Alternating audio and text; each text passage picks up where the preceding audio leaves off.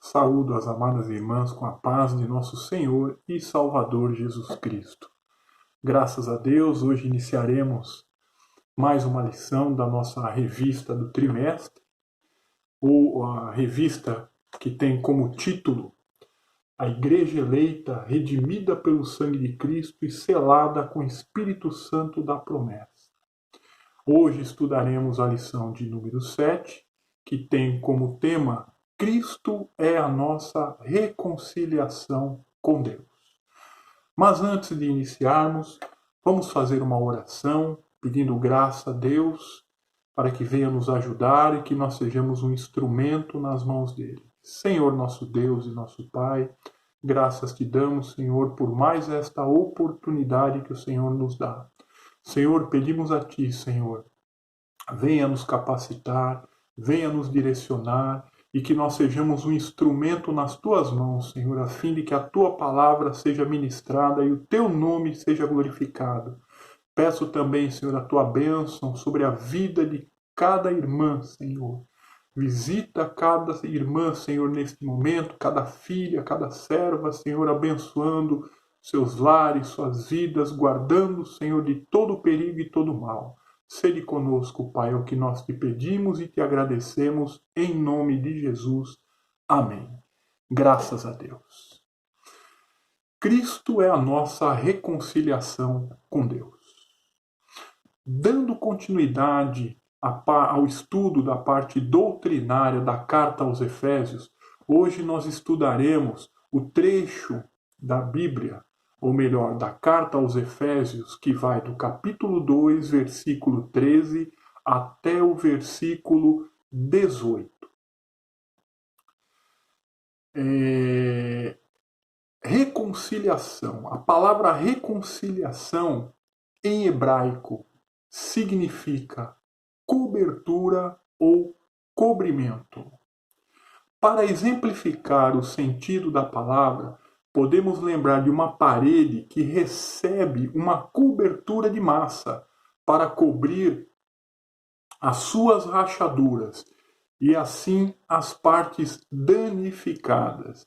Então é esse o verdadeiro sentido da palavra reconciliação no hebraico.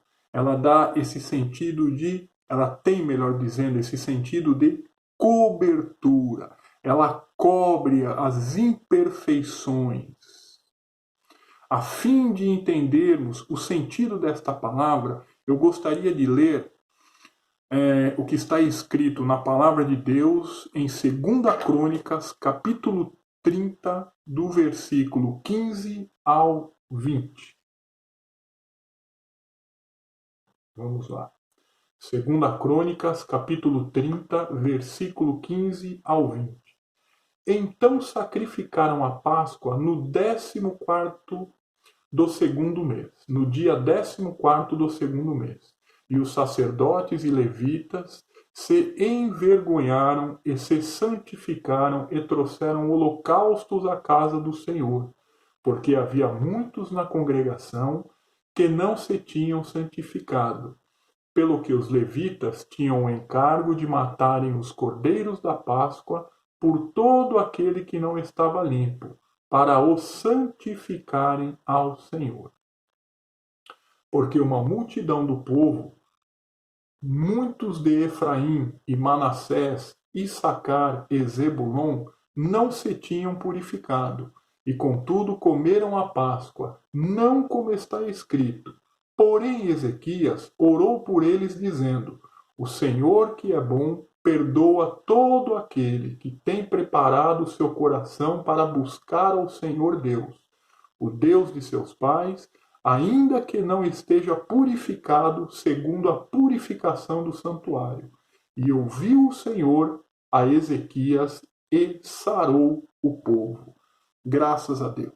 Esse episódio ocorreu durante o reinado do rei Ezequias, que convidou todo o povo para celebrar a Páscoa em Jerusalém. É bom lembrarmos que após a morte do seu pai, que foi o ímpio rei Acás, um dos piores reis da história de Israel, que inclusive tinha fechado o templo de Jerusalém, Ezequias promoveu um avivamento, e com esse avivamento fez o povo novamente a servir a Deus. Ezequias, ao assumir o governo, abriu o templo e recomeçou as atividades antes paradas, e com isso celebrou novamente a Páscoa do Senhor.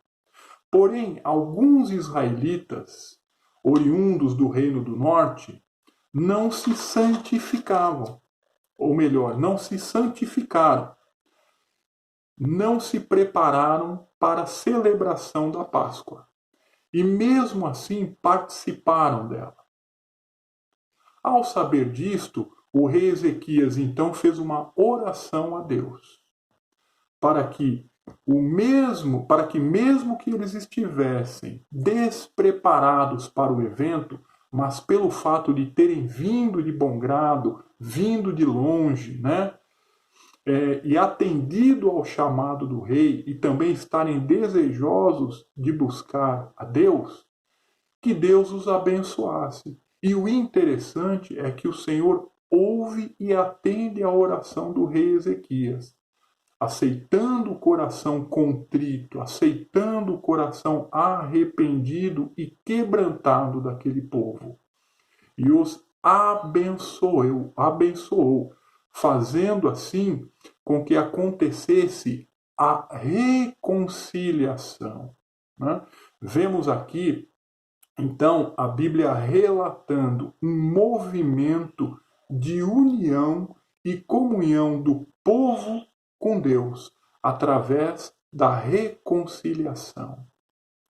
No Antigo Testamento, principalmente no dia da expiação, um animal era sacrificado e o seu sangue era aspergido, era borrifado sobre o propiciatório, que era a tampa da Arca da Aliança, o qual continha a arca contendo a lei divina que fora violada pelo povo. Então, mas que agora estava coberta pelo sangue, possibilitando assim a reconciliação do povo com Deus. Porque este sangue ele tinha o papel de encobrir ou cobrir o pecado do povo diante de Deus. Lembramos que o sacrifício desses animais, minhas irmãs, representavam lá no Antigo Testamento o sacrifício de Cristo em favor da humanidade, porém com uma grande diferença. Esses sacrifícios eram um paliativo. O que é um paliativo? Era algo provisório, porque todo ano ele tinha que ser feito. Entretanto, Jesus ele veio fazer esta reconciliação de maneira permanente, através do seu sacrifício, e desta forma unir novamente o homem com Deus. E é este o significado que tem o título da nossa lição. Louvado seja o nome do Senhor. Ele, Cristo, é a nossa reconciliação com Deus. Através do sacrifício de Cristo, nós pudemos novamente nos reconciliarmos com Deus. O apóstolo Paulo fala disso com muita clareza, conforme nós podemos ler no livro de Romanos e também na segunda carta aos Coríntios. Vamos ler primeiro Romanos, capítulo 5, versículo 11. Vamos lá. Romanos 5, 11. E não somente isto, mas também nos gloriamos em Deus por nosso Senhor Jesus Cristo, pelo qual agora alcançamos a reconciliação. Glórias a Deus. 2 Coríntios, capítulo 5, versículos 18 e 19. Diz assim: E tudo isto provém de Deus, que nos reconciliou consigo mesmo por Jesus Cristo e nos deu o ministério da reconciliação. Isto é, Deus estava em Cristo reconciliando consigo o mundo, não lhes imputando seus pecados, e pôs em nós a palavra da reconciliação. Nós somos reconciliados a Deus por meio de Jesus Cristo. Ele tomou sobre si os nossos pecados, permitindo assim que finalmente o homem se reconciliasse com Deus. Graças a Deus. A Bíblia afirma que o que faz divisão, minhas irmãs, entre o homem e Deus é o pecado. Conforme está escrito lá em Isaías, capítulo 59, versículo 2. Isaías 59, 2 diz assim: Mas as vossas iniquidades fazem separação entre vós e o vosso Deus, e os vossos pecados encobrem o seu rosto de vós, para que não vos ouça. Deus, ele abomina o pecado. Nós vimos na lição passada, na lição anterior, que Paulo mostra qual era a condição dos gentios, que, diga-se de passagem, era a mesma condição dos judeus, porque também recusaram a Cristo. Logo, eles estavam, judeus e gentios, na mesma situação em relação a Deus. Vimos então que eles, ambos, os povos, estavam perdidos, né? Sem esperança no mundo. Porém, o texto bíblico diz, lá em Efésios 2, capítulo 2, versículo 13: Mas agora, em Cristo Jesus, vós, que antes estáveis longe, já pelo sangue de Cristo chegastes perto. Ou seja, através de Cristo, do sangue de Cristo derramado na cruz, nós tivemos novamente acesso a Deus. Concluímos a aula anterior constatando que sem Deus estávamos longe dele, porque os nossos pecados nos afastam dele. Éramos filhos da desobediência, mas agora, arrependidos dos nossos pecados e crendo em Jesus, fomos perdoados e os nossos pecados foram perdoados e retirados. Foi isso que afirmou João Batista, que, conforme está escrito no Evangelho de João, capítulo 1, versículo 29. Eis o Cordeiro de Deus que tira o pecado do mundo. Graças a Deus. Cristo, só Ele tem esse poder de tirar o pecado do mundo. Ele é o único que tem esse poder. E com isto, nós que antes estávamos perdidos, agora temos acesso, livre acesso à salvação, porque nós estamos em Cristo Jesus. Mas o que é estar em Cristo Jesus? O que significa essa frase? Estar em Cristo Jesus significa justamente esta unidade que há entre nós e Ele. Jesus, ele veio para restabelecer esta unidade, esta comunhão, este elo que havia sido quebrado entre nós e Deus. Conforme está descrito na oração sacerdotal, lá em João, capítulo 17, versículo 21, onde é demonstrada a perfeita unidade que há entre ele, Jesus, e Deus. E agora, pela reconciliação, nós estamos em Cristo. João 17, 21. Para que todos sejam um, como tu, ó Pai, o és em mim, e eu em ti, que também eles sejam um em nós, para que o mundo creia que tu me enviaste. Glórias a Deus. Quando o nosso pecado é tirado, o Espírito Santo vem habitar em nós e passamos então a ser morada de Deus, estabelecendo assim uma unidade com Deus Pai, Deus Filho Deus Espírito Santo, passa a existir uma unidade entre nós, filhos, e a divindade, Deus Pai, Deus Filho e Deus Espírito Santo. Por isso que na Bíblia a união entre Cristo e a Igreja é simbolizada pelo casamento. Porque quando o homem e a mulher se unem através do casamento, a palavra diz o que para nós? Que eles tornam-se uma só carne. Ou seja, eles acabam se tornando uma unidade, estabelecendo assim uma unidade entre eles. E como uma unidade, agora nós estamos em Cristo. E em Cristo estamos próximos a Deus, conforme afirma o apóstolo Paulo em Efésios 2:13, que eu já li, mas vou ler novamente. Mas agora em Cristo Jesus, vós, que antes estáveis longe, já pelo sangue de Cristo, chegastes perto. E aqui há algo muito importante, né? Porque aqui é demonstrado a importância daquilo que nos aproxima de Deus, que é o sangue de Cristo. Porque foi através do sangue de Cristo derramado na cruz do Calvário que permitiu a nossa reconciliação com Deus.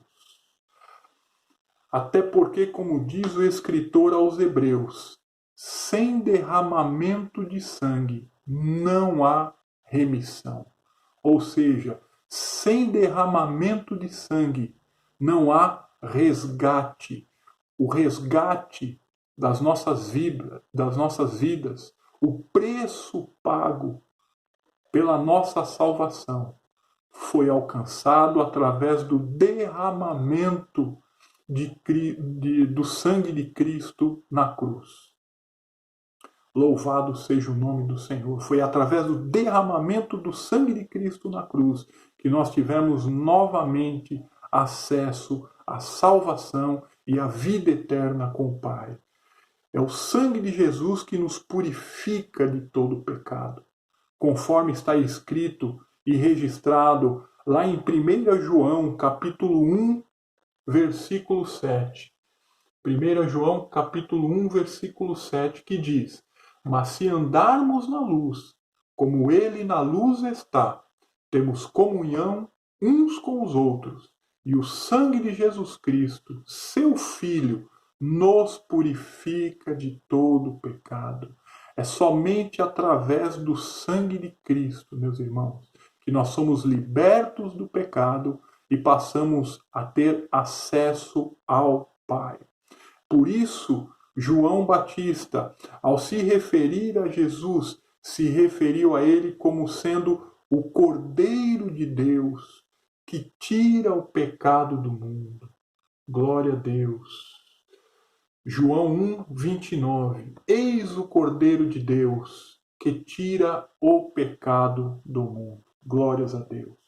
Concluímos então que sem o sacrifício de Cristo, jamais nossos pecados seriam perdoados. Enquanto no Antigo Testamento o sangue dos animais, como já disse, mas é bom frisar, era utilizado para cobrir os pecados, o sangue de Jesus, ele tirou os pecados e tira os pecados. Então aí está a grande diferença. Aquele sacrifício que era realizado mediante o derramamento de sangue dos animais, que simbolizava já no Antigo Testamento, aquilo já apontava para o sacrifício de Cristo.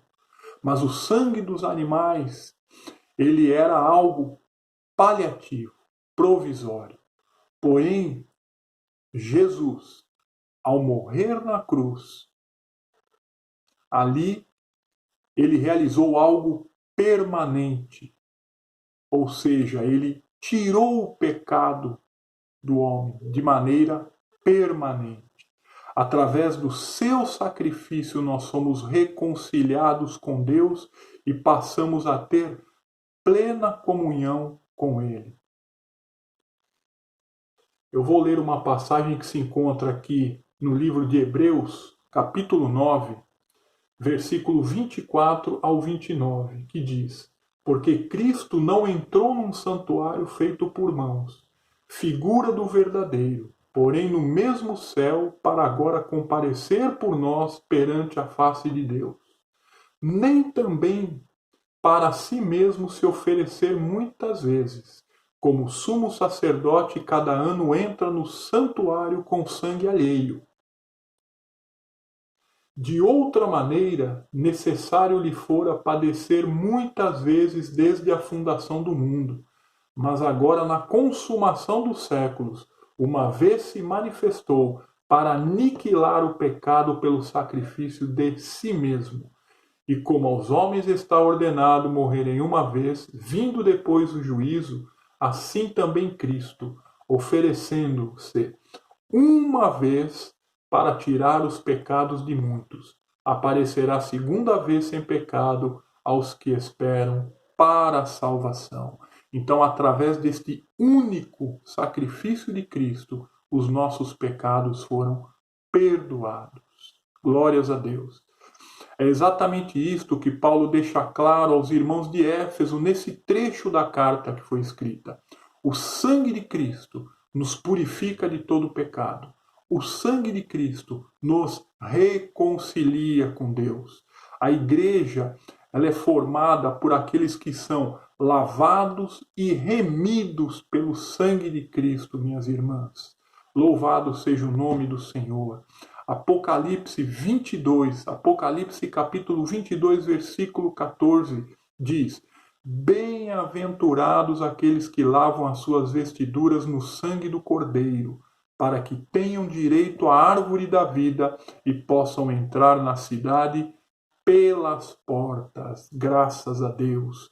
Dando prosseguimento à leitura da carta aos Efésios, ainda no capítulo 2, versículo 14, o apóstolo Paulo afirma que Cristo é a nossa paz.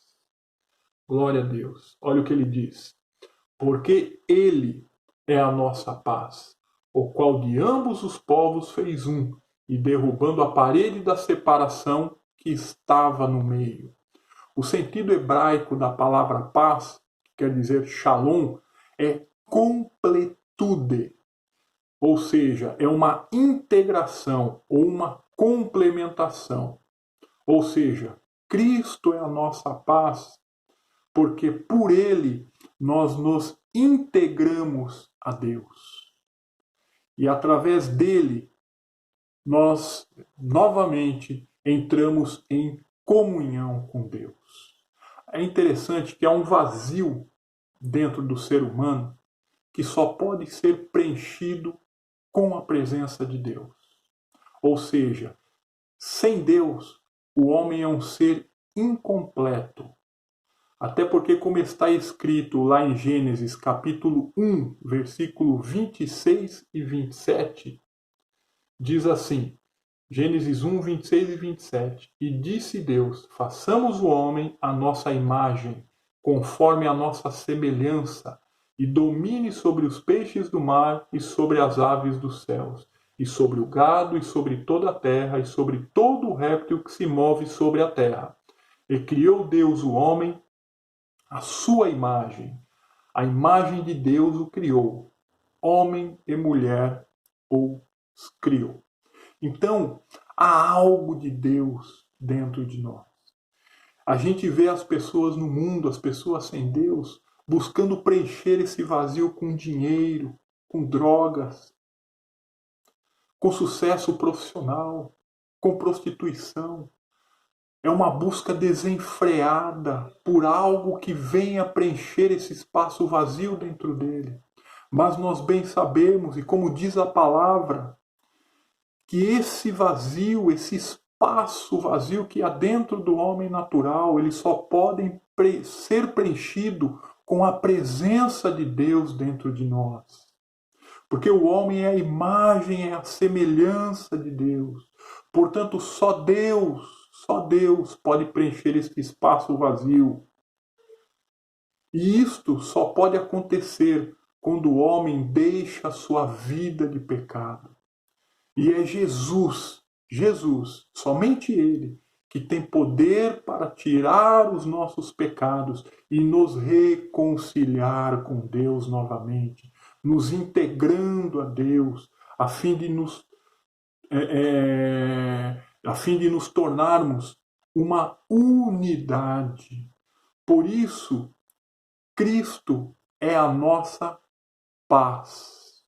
Em Isaías, capítulo 9, versículo 6, Jesus é chamado de o príncipe da paz. Quando ele morreu na cruz por nós, ele promoveu a paz. Ele promoveu o quê? A integração entre nós e Deus. E é por isso que a Bíblia afirma que o véu se rasgou de alto a baixo, ou seja, Jesus fez a reconciliação novamente entre Deus e o homem. Podemos dizer que a amizade entre Deus e o homem foi refeita, né? Ou seja, Jesus, através do seu sacrifício, restabeleceu a amizade entre Deus e o homem. Porém, Paulo vai além, não é? Ele diz que além de Cristo promover a nossa reconciliação com Deus, ele também estabeleceu a nossa integração ou a nossa reconciliação do homem com o seu próximo. É bom lembrarmos que a unidade ela foi desfeita pelo pecado lá no Éden. E ela afetou não só o nosso relacionamento com Deus, mas também o nosso relacionamento com o nosso próximo. Lembre-se que quando o homem pecou no Éden, Adão e Eva escondem-se de Deus. E em seguida, Adão culpa Eva pelo fato de pecarem, deixando evidente, né, para nós aí a quebra da unidade não só com Deus, porque eles haviam se escondido de Deus, né, mas também a quebra, né, desta unidade com o seu semelhante, né, pelo fato de ele culpar Eva. Né? Então vejam o estrago que o pecado trouxe na humanidade. Ele rompeu este relacionamento do homem, não só com o Senhor, mas também com o seu próximo. Ao morrer na cruz, Jesus ele promove a união dos homens, como afirma Paulo nos versículos do capítulo 2 de Efésios, a partir do 14, a parte B, até o versículo 16. Efésios capítulo 2, 14, a parte B, até o 16. Eu farei a leitura. Derrubando a parede de separação que estava no meio, na sua carne desfez a inimizade, isto é, a lei dos mandamentos, que consistia em ordenanças para criar em si mesmo, dos dois, um novo homem, fazendo a paz, e pela cruz reconciliar ambos com Deus, em um corpo, matando com ela as inimizades. Graças a Deus. A Igreja de Cristo, minhas irmãs, ela é formada por pessoas de todos os povos. Assim como podemos ler em Colossenses capítulo 3, versículo 10 e 11. E vos vestistes do novo, que se renova para o conhecimento segundo a imagem daquele que o criou, onde não há grego nem judeu, circuncisão nem incircuncisão, bárbaro, cita, servo ou livre, mas Cristo é tudo em todos. Graças a Deus. Vejamos aqui que o Senhor Jesus não faz acepção, ele não faz diferenciação de pessoas. Com isto, ele desfaz um outro elemento que causava inimizade entre os judeus e os gentios, que era a lei.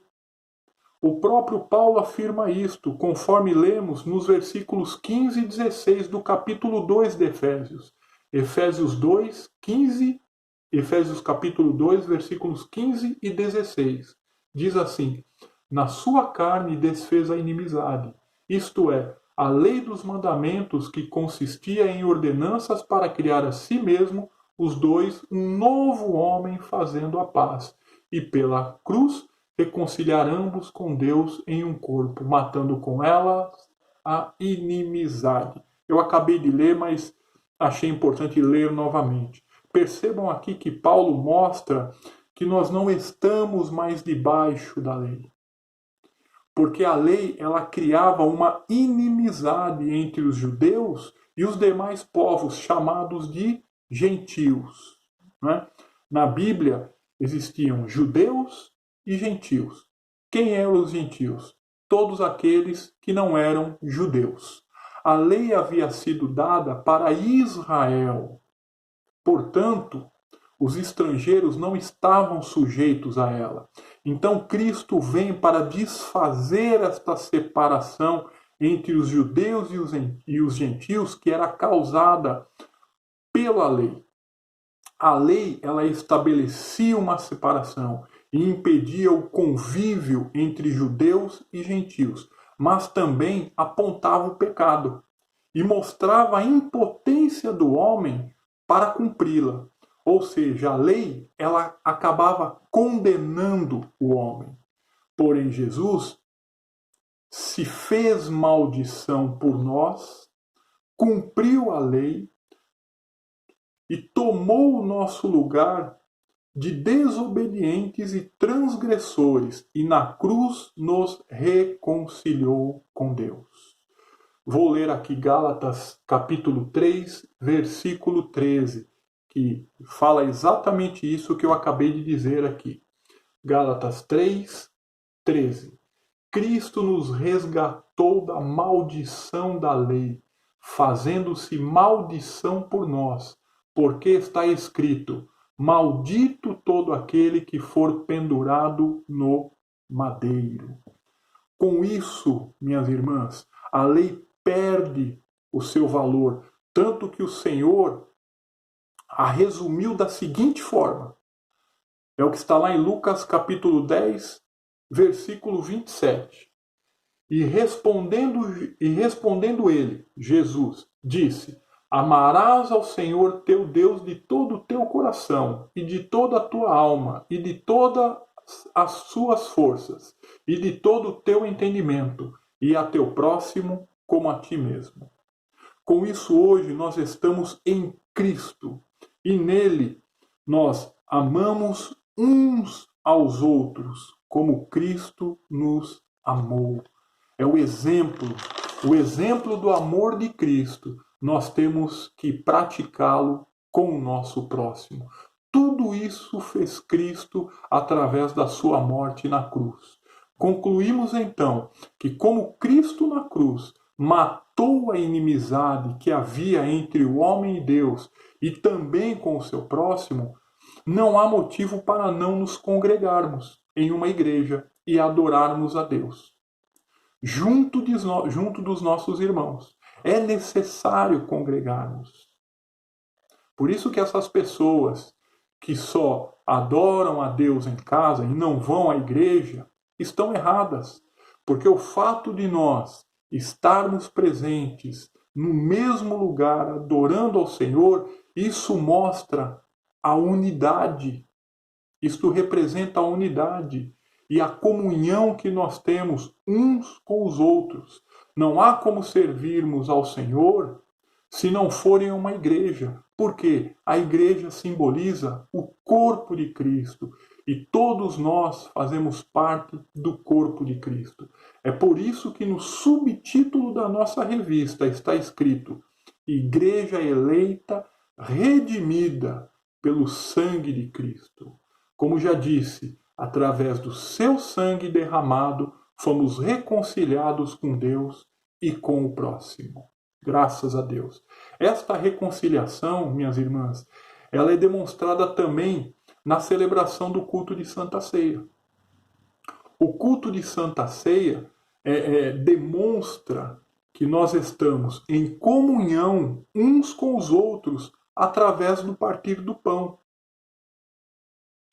que é dividido e compartilhado entre os irmãos, mostrando que cada um de nós é participante do corpo de Cristo, sendo assim membros uns dos outros e pertencentes a um corpo só, que é o de Cristo. E o vinho simboliza o sangue de Cristo, evidenciando que nós também estamos em comunhão com Deus. Olha que coisa linda, né? O que representa o culto de Santa Ceia. E assim permanecemos andando na luz, porque quem anda na luz, como na luz ele está, tem comunhão uns com os outros, e o sangue de Jesus nos purifica de todo o pecado. Está lá em 1 João, capítulo 1, versículo 7. Esta é a realidade da igreja. Esta é a realidade da igreja que serve e adora ao Senhor. Vamos adiante. O versículo 17 do capítulo 2 da carta aos Efésios fala ainda sobre a evangelização da paz, que diz: E vindo ele, evangelizou a paz. Vós que estáveis longe, a vós que estáveis longe e aos que estavam perto, porque por ele ambos temos acesso ao Pai em um mesmo Espírito. Então, quando Jesus veio, ele evangelizou a paz. Mas o que é evangelizar a paz? O que significa esta frase? Evangelizar a paz. Evangelizar nada mais é do que anunciar o Evangelho, anunciar as boas novas. Então, evangelizar a paz, minhas irmãs, é anunciar o Evangelho de paz de nosso Senhor e Salvador Jesus Cristo, porque Cristo veio trazer paz através do Evangelho. E por isso, nós, como seguidores de Cristo, devemos pregar a paz. Os anjos que anunciaram o nascimento de Jesus anunciaram também a paz, como podemos constatar ao lermos Lucas capítulo 2, do 10 ao 14. Lucas capítulo 2, versículos 10 ao 14. Eles glorificavam a Deus e diziam, glória a Deus nas alturas, paz na terra, boa vontade para com os homens. Glórias a Deus. Ele vindo, anunciou a paz à humanidade. Vejam que o versículo 17 que lemos, que acabamos de ler, informa que a paz foi anunciada aos que estavam perto, judeus, e também aos que estavam longe, aos gentios. Ou seja, nós temos que anunciar esta paz e levar as boas novas de que Deus quer reconciliar-se com o homem através de Jesus Cristo. Ou seja, por Cristo, toda a humanidade tem novamente acesso ao Pai. Através de Cristo, nós podemos novamente correr para os braços de Deus. Portanto, a paz que nós recebemos deve ser anunciada e compartilhada para as pessoas, ou com as pessoas, através também, outro fator importante, através também do nosso testemunho. Paulo afirma que uma das armas que temos para lutar contra o maligno é que devemos estar com os pés calçados na preparação do Evangelho da paz, conforme lemos em Efésios capítulo 6, versículo 15, que diz, Efésios capítulo 6, versículo 15, e calçados os pés na preparação do Evangelho da paz. Glórias a Deus. Os nossos pés, ou seja, o nosso andar deve ser um andar que mostra que estamos em comunhão com Deus.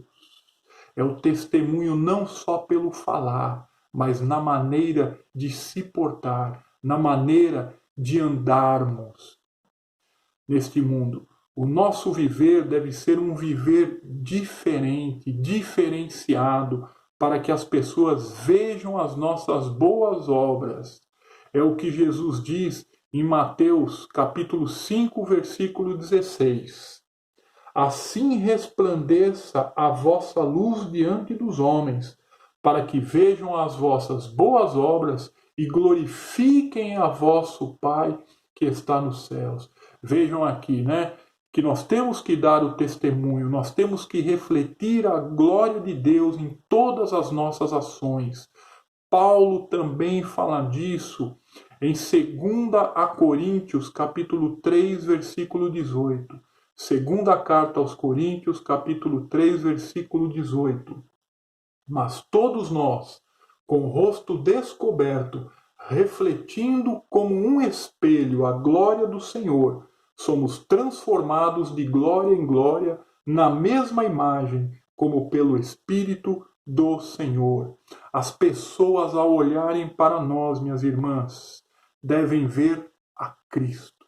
Nós devemos refletir a imagem do Senhor Jesus Cristo em nossas vidas, através dos nossos atos, do nosso falar e das nossas ações.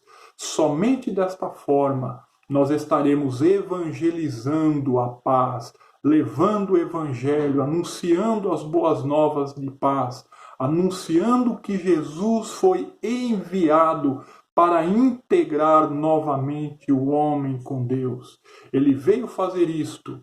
A igreja deve continuar este trabalho. Nós temos o dever de dar continuidade a este trabalho, anunciando a paz pelo seu testemunho e mostrando também aos homens que é possível nos dias atuais ter acesso ao Pai em um mesmo Espírito. Amém? E aqui eu encerro mais esta lição. E que Deus continue nos dando graça, que Deus continue nos ajudando e até uma próxima oportunidade. A paz do Senhor a todos. Amém.